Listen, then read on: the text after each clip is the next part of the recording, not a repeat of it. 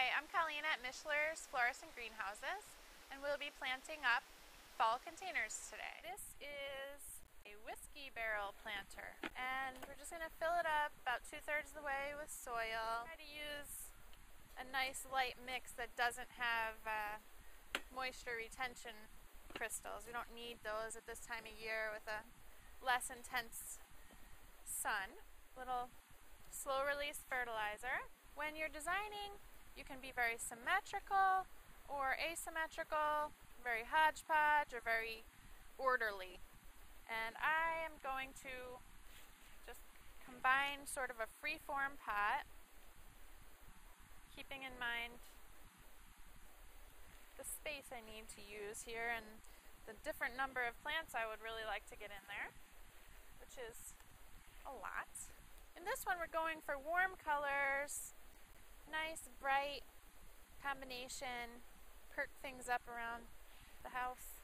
We'll use a chives as an ornamental grass, and you can really gently move these mum branches to squeeze things in. The osteos are nice. These bloom from spring through frost, a little beyond frost even, and just get huge and branchy.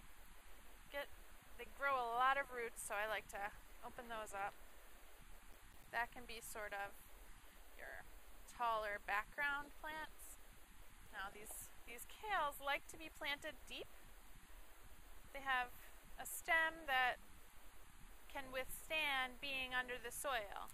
We typically break off a few of the bottom branches, which yellow anyway when they're in pot culture because of the sun access, so that you could drop in really low. You could dig down, and so you could put this anywhere. You could put it in the very front, or you could put it in the back. I'm going to put it in the middle. There we go. Put the mum right in front. Okay, so we have a lot going on there. You can still add another grass. Really be playful with this. They tend to grow into each other kind of nicely. Use Lysimachia as a trailer that tuck in the end there. You can train that across or just let it be.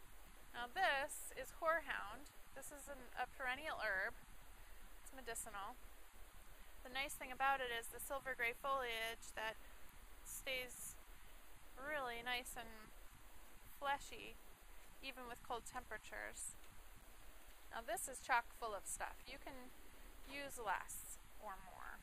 It's really up to you how big and full you want it to be right off the bat. I really like to use pansies. I usually put these in last. I try to pick colors that will enhance whatever I have going here. I think these will look really pretty in here. So it's going to be a bit of a squeeze, but they tend to grow into whatever space you give them. So I like to use them on the edges.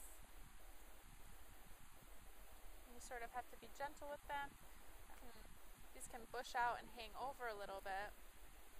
And they sort of fill whatever space you give them. You can do that in all the little blank spaces. And I always go through and deadhead a little bit, clean off any yucky leaves.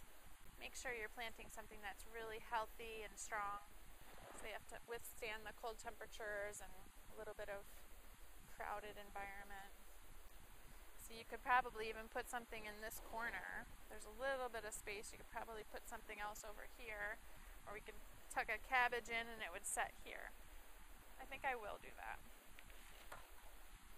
It's fun if you can have a lot of different things to choose from and then be playful with it and just see how it unfolds, like an art piece.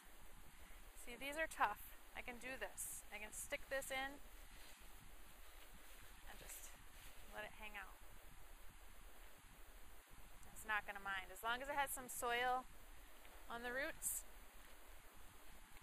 those can really be pushed around a little bit. There's branches that bother you, just snap them off, tuck them down. have a tendency to break off lots of the bottom leaves so that other things can have breathing room in there and get some light. It doesn't hurt the kale a bit, so that's great. The peppers will cascade, they have nowhere else to go. The pansies will cascade and bush out.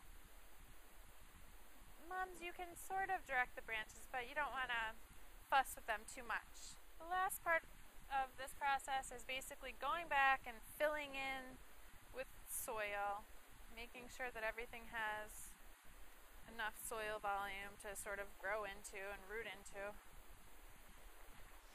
These are the planters that we made today. Everything we used is frost resistant and frost proof and should last through mid-November, tolerate frost, and provide a lot of color in our Western New York fall conditions.